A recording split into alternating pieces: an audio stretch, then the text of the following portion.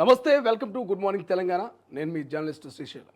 So ఒక్కసారిగా రాష్ట్ర వ్యాప్తంగా కూడా కొంత ప్రశాంతమైనటువంటి వాతావరణం కనిపిస్తుంది. ఒక 2 రోజుల నుంచి కూడా మాజీ ప్రధాని మరణంతోటి ఇక్కడ గల్లీలో ఉన్నటువంటి నేతలంతా కూడా ఢిల్లీకి ప్రయాణమయ్యారు. ఇక చివరిగా మాజీ ప్రధానిని చూస్తూ ఉన్నారు. ఆయన అంతిమయాత్రలో పాల్గొన్నటువంటి పరిస్థితి. చాలామంది నాయకులంతా కూడా సంతాపం వ్యక్తం చేస్తున్నటువంటి పరిస్థితి మనం చూస్తూ ఉన్నాం. ఈ నేపథ్యంలోనే ఇక తెలంగాణ రాష్ట్ర రాజకీయాల విషయానికి వస్తే మాత్రం కేటీఆర్ అరెస్టుకు రంగం సిద్ధమైనది తెలుస్తోంది. చాలా రోజుల నుంచి ఈ ముచ్చట సోషల్ మీడియాలో చెప్తూ వస్తున్నారు.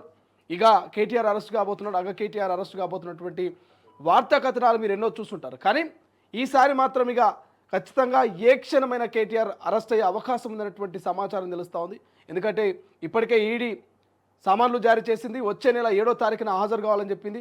2వ తారీఖున లక్ష్మీనారాయణ రెడ్డి, సో లక్ష్మీ నరసింహారెడ్డి అండ్ 3వ తారీఖున అరవింద్.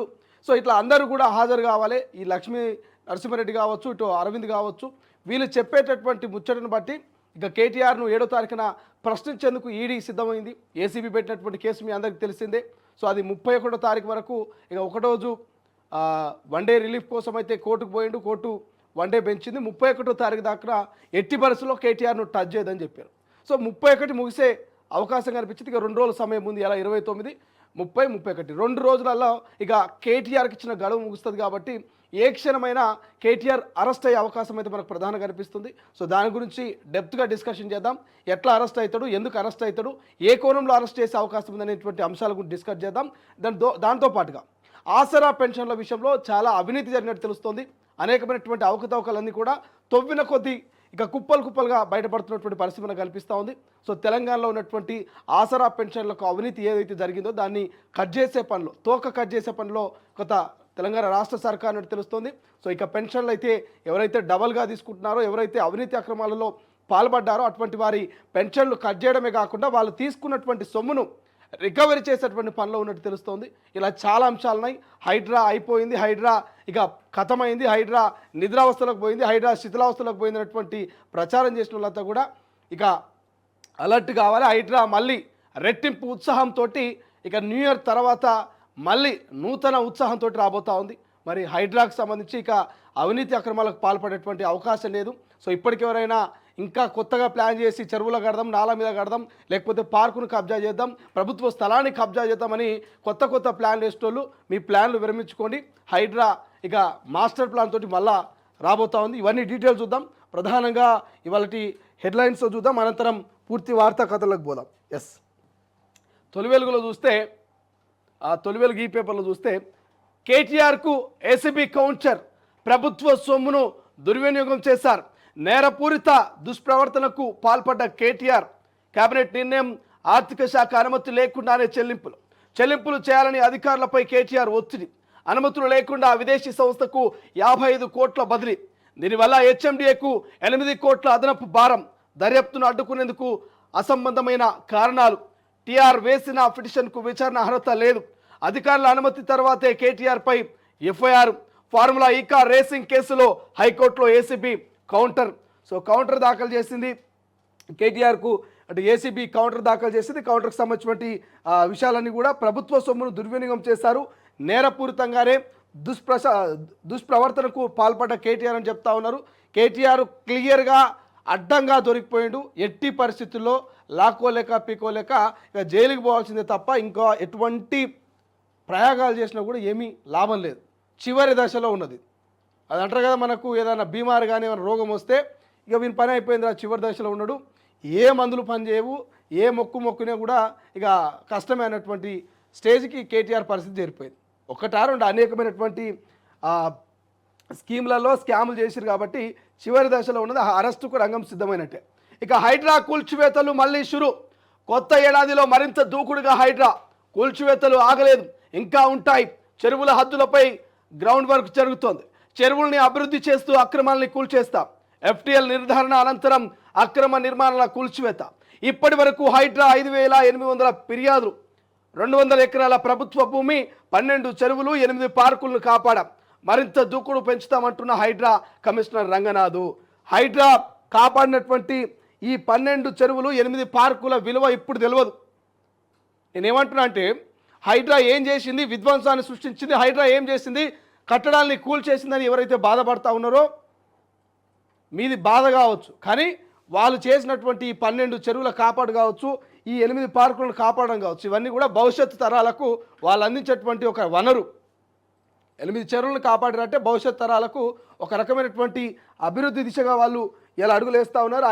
హైడ్రా ఆగిపోలేదు, మరింత రెట్టింపు ఉత్సాహంతో వస్తూ ఉంటామని చెప్తా ఉన్నారు రంగనాథు. 5,800 ఫిర్యాదులు అందినాయట. డీప్ డిస్కషన్లో మాట్లాడుకుందాం మనము ఈ యొక్క హెడ్లైన్స్ తర్వాత. ఇక ఆసరా పింఛన్లు కట్టు, ఆసరా పింఛన్లో తవ్విన కొద్ది అక్రమాలు, అక్రమంగా పింఛన్లు పొందుతున్న వేలాది మంది అనర్హులు, 2 రకాల పింఛన్లు తీసుకున్నట్లు గుర్తింపు, ప్రభుత్వ విచారణలో అక్రమాలు బట్టబయలు, పింఛన్ కట్ చేయడంతో పాటు తీసుకున్న మొత్తము రికవరీ. అరే ఒక్కొక్కరు 2 పింఛన్లు తీసుకుంటారట, ఇది ఎక్కడ అన్యాయమే? ఇప్పుడు స్కూల్లో ఏదైనా పండుగనో లేకపోతే 15 ఆగస్టు జరిగితే స్వీట్ బాక్స్ తీసుకొచ్చి పిల్లలకు ఒక్కొక్క స్వీటు ఒక్కొక్క చాక్లెట్ పంచుతారు. ఒక్కడే నేను అన్నీ తీసుకుంటే అవుతుందా? కాదు కదా. అట్లా ఒక్క కుటుంబంలో 2 ముగ్గురు 2 పింఛన్లట. డబల్ ధమా లెక్క, ఈ డబల్ ధమాకా లెక్క, డబల్ మీటా లెక్క ఒక్కొక్కరు 2 పెన్షన్లు తీసుకున్నట అక్రమంగా, ఎవరికి తెలియకుండా, తెలిసినా కూడా వాళ్ళని మేనేజ్ చేసుకున్నట. సో అటువంటి పింఛన్లు ఎవరైతే తీసుకున్నారో వాళ్ళ మీద కేసులు పెట్టే ప్రయత్నం చేస్తూ ఉన్నారు. అవసరమైతే వాళ్ళు తీసుకున్న ఏడాది పాటో లేకపోతే 2 ఏళ్ల పాటో తీసుకుంటారు కదా, నెలకు 5,000 నెలకు 10,000 చొప్పున ఈ పైసలన్నీ కూడా రికవరీ చేసే పనిలో ఉన్నారట. ఎక్స్ప్లెనేషన్లో మాట్లాడదాం, ఎవరున్నారు వాళ్ళు, వాళ్ళ పాత్ర ఏంది, వాళ్ళ కథ ఏంది, కార్ఖానేది అనేది. ఇక మందై చిందై డిసెంబర్ 31 అర్ధరాత్రి 12 గంటల వరకు మద్యం షాపులు, రాత్రి 1 గంట వరకు బార్ అండ్ రెస్టారెంట్లు, వేడుకలకు అర్ధరాత్రి 1 గంట వరకు అనుమతి, ఇతర రాష్ట్రాల మద్యం అమ్మకుండా తగిన జాగ్రత్తలు, నగరంలోని పబ్బులు, బార్లు, రెస్టారెంట్లు, రిసార్ట్లపై నిఘా. ఇక పబ్బుల్లో డ్రగ్స్ దొరికితే సీజ్తో పాటు లైసెన్సులు రద్దు. పలు పబ్బులు, బార్లలో తనిఖీలు నిర్వహించిన పోలీసులు. ఇక మందే చిందే అంటూ అర్ధరాత్రి 12 గంటల వరకు మద్యం షాపులకు పర్మిషన్ ఇచ్చారు. ఇక గమ్మతైనటువంటి ముచ్చట ఏం తెలుసా, దొంగకు దారి వీలే చూపిస్తారు, ఆ దొంగను పట్టుకుపోయి పోలీస్ స్టేషన్లో వీలే వేస్తారు. మీకు అర్థమై ఉండొచ్చు నేను చెప్పిన లెక్క. 12 గంటల దాకా వీలే తాగమంటారు, 12 గంటలకు తాయి రోడ్డు మీకు వస్తే పట్టుకుపోయి స్టేషన్లో వీలే వేస్తారు. సో మధ్యలో బలిపసేది బకరగాలయ్యేది ఎవరా అంటే ఈ తాగుబోతున్నారు. వాళ్ళు చెప్పారు కదా, వాళ్ళు తెరిచారు కదా దుకాణం అని పోయి నిండా తాగి బండి తీస్తే తీసుకుపోయి పోలీస్ స్టేషన్లో పెడతారు. సో దయచేసి ఈ 31st అనేది వస్తుంటాయి పోతుంటాయి. మనిషి జీవిత కాలంలో ఎన్నో 31స్టులు చేసుకోవచ్చు. ఇదే లాస్ట్ కాదు, ఇదే ఫస్ట్ కాదు. ఇక అట్లా అని చెప్పి బయటకు వచ్చి నిండుగా తాగి బండి మీద ఎక్కి అవతలకో లేకపోతే మీ ప్రాణానికి ప్రమాదం తెచ్చుకోకండి. సో దయచేసి ఒక లిమిట్లో ఉండుర్రి. ఇంటికాడ ఈ 31st వేడుకలు జరుపుకునే ప్రయత్నం చేయరి. బార్లకు పోదాం, పబ్బుకు పోదాం, లేకపోతే రిసార్ట్కి పోదాం, చెరువు కాడికి పోదాం, బావి కాడికి పోదాం అని చెప్పి నిండుగా తాగి బావిలో పడో, చెరువులో పడో, రోడ్డు మీద బొక్క బోర్లో పడో, అవతలోని ఇవతలోని చంపేస్తే ఇక అనవసరంగా జీవితాలు ఖరాబ్ అవుతాయి, ఫ్యామిలీలన్నీ కూడా ఆగమవుతాయి. కాబట్టి 31st అనేది వస్తుంది పోతుంది, జర కేర్ఫుల్గా ఉండుర్రి. ఇదే లాస్ట్గా ఇదే ఫస్ట్ అన్నట్టుగా అత్యుత్సాహం చూపించి పోయి ఏదో దూకుడుగా మీరు తాగి బండి నడిపితే మాత్రం ఇక్కడ కేసులు అవుతాయి, ఇక జేబులు ఖాళీ అవుతాయి, మీ జీవితాలంతా కూడా ఆగమాగం అవుతాయి. ఇంకేం కనబడుతున్నాయి ఈనాడులో ఒకసారి చూద్దాం. ఈనాడు చూస్తే 161 కిలోమీటర్లు 5 ప్యాకేజీలు, RRR ఉత్తర భాగం పనులకు టెండర్ల ఆహ్వానం, అంచనా వ్యయం 7,104 కోట్లు, బిట్ల దాఖలు గడువు ఫిబ్రవరి 14, టెండర్ల తేర్చింది 17న, నిర్మాణం పనులు చేపట్టనున్నది కేంద్రమట. ఇక 5 ప్యాకేజీల వివరాలు ఇలా ఉన్నాయి. ప్యాకేజీ సంఖ్య 1, 2, 3, 4, 5. గిర్మాపూర్ నుంచి రెడ్డిపల్లి వరకు, రెడ్డిపల్లి నుంచి ఇస్లాంపూర్ వరకు, ఇస్లాంపూర్ నుంచి ప్రజ్ఞాపూర్ వరకు, ప్రజ్ఞాపూర్ నుంచి రాయగిరి వరకు, రాయగిరి నుంచి తంగడపల్లి వరకు. మొత్తం రహదారి పొడవు ఇచ్చారు, అంచనా వ్యయం ఇచ్చారు. ఇక మనకు ఉత్తర భాగం చూపిస్తూ ఉన్నారు. సో ఉత్తర భాగం చూస్తే నర్సాపూరు, తూప్రాను, గజ్వేలి, జగదావ్పూరు, ఈ భువనగిరి దాకా కూడా ఇదంతా ఉత్తర భాగం కింద చెప్పుకోవచ్చు మనం. ఇక చౌటుపల్లి దాకా వస్తున్నది. ఇక దక్షిణ భాగం విషయానికి వస్తే కంది, నవపూపేట, చేవెళ్ళ, షాద్నగరు, అమన్గల్లు, మర్రిగూడ, శివన్నగూడ, సంస్థాన్ నారాయణపూర్. అంటే ఓవరాల్గా ఉత్తర దక్షిణ భాగాలుగా RRRను కనుక మనం క్యాలిక్యులేట్ చేస్తే ఈ RRRలో ఉత్తర భాగం తూప్రా, నర్సాపూర్, భువనగిరి కనిపిస్తూ ఉంది. దక్షిణ భాగం షాద్నగర్, అమన్గల్ కనిపిస్తూ ఉంది. సో దీని గురించి ఎక్స్ప్లెయిన్ చేసుకుందాం. ఎందుకంటే RRR వల్ల చాలామంది ఆవేదనకు గురవుతూ ఉన్నారు, చాలామంది సంతోషపడుతూ ఉన్నారు. ఇక ఆర్థిక సంస్కర్తకు ఆశ్రు న్యాయాలతో వేడుకోలు. ఢిల్లీలోని ఏఐసిసి కార్యాలయం నుంచి నిగంబోధ్ ఘాట్కు ప్రారంభమైన మాజీ ప్రధాని మన్మోహన్ సింగ్ అంతిమయాత్రలో వాహనంపై రాహుల్ గాంధీ, సీఎం రేవంత్ రెడ్డి. రేపు శాసనసభ ప్రత్యేక సమావేశమట. మన్మోహన్ సింగ్కు నివాళి అర్పించనున్న సభ. శాసనసభ ప్రత్యేక సమావేశం పెట్టి మన్మోహన్ సింగ్కు నివాళి అర్పిస్తారట. కేటీఆర్కు ఈడీ పిలుపు. ఫార్ములా ఈ రేస్ కేసులో 7న విచారణకు హాజరు కావాలంటూ సమన్లు. 2న బిఎల్ఎన్ రెడ్డి, 3న అరవింద్ కుమార్ల విచారణ. ఇక ఎఫ్ఈఓకు విదేశీ కరెన్సీ చెల్లింపు పైన ప్రధానంగా ఆరా తీస్తారట. సో ఎక్స్ప్లెనేషన్లో మాట్లాడదాం. పొలంబాట, పంట చేలకు రహదారులు, గరిష్టంగా 15 అడుగులు వెడల్పుతో నిర్మాణం. రాష్ట్ర వ్యాప్తంగా 1022 పనులకు ప్రతిపాదనలు. ఉపాధి హామీ కింద తొలి దశలో 204 కోట్ల మంజూరు. నియోజకవర్గానికి 2 కోట్ల చొప్పున విడుదలనట. భద్రాద్రి కొత్తగూడెం జిల్లా సుజాతనగర్లో పొలాలకు బాట వేస్తున్న ఉపాధి హామీ కూలీలు. ఒక్కసారి ఆంధ్రజ్యోతిలో ఉన్నటువంటి హెడ్లైన్ చూద్దాం. ఆంధ్రజ్యోతిలో త్రిబుల్ ఆర్ గురించి కనిపిస్తూ ఉంది. త్రిబుల్ ఆర్ రైట్ అంటూ ఉత్తర భాగం పనులకు పచ్చ జెండా. టెండర్లు ఆహ్వానించిన NHAI. ఇంతకుముందు చెప్పుకున్నాం కదా, ఈ నెల 27నే మొదలు ఫిబ్రవరి 14 వరకు అవకాశం. ఫైనాన్షియల్ బీట్, టెక్నికల్ బీట్ వేయాలంటూ సూచన. 161 కిలోమీటర్లు, 5 ప్యాకేజీలు, 7,104 కోట్లతో ప్రాజెక్టు. గిరిమాపూర్ నుంచి రాయగిరి వరకు నిర్మాణానికి టెండర్లు. ఈపీసీ విధానంలోనే ముందు చెప్పిన ఆంధ్రజ్యోతి అంటూ. ఇక పూర్తి కాని భూసేకరణ, ఖరారు కాని పరిహారం. పెండింగ్లోనే NHAI సంఖ్య, పర్యావరణ అనుమతులు, టెండర్ల గడువు కల ఈ పనులు పూర్తికి కేంద్ర యోజన అంటూ వార్త కనిపిస్తోంది. ఇక మరో వార్త, నిష్కలంక నాయక సెలవిక అంటూ మన్మోహన్ అంతిమయాత్ర వాహనంపై రేవంత్, రాహుల్ ఫోటో కనిపిస్తుంది. ఆర్థిక సంస్కర్త మన్మోహన్ సింగ్కు అంతిమ వీడుకోలు. యమునా ఒడ్డున లాంఛనాలతో అంత్యక్రియలు. చితికి నిప్పంటించిన పెద్ద కుమార్తె ఉపేందర్ సింగ్. ఇక రాష్ట్రపతి, ప్రధాని, సోనియా, రాహుల్, రేవంత్ నివాళి. పాడెమోస్తున్న రాహుల్ గాంధీ, వాహనంపై రేవంత్. శ్మశాన వాటికలో అంత్యక్రియలపై కాంగ్రెస్ అభ్యంతరం.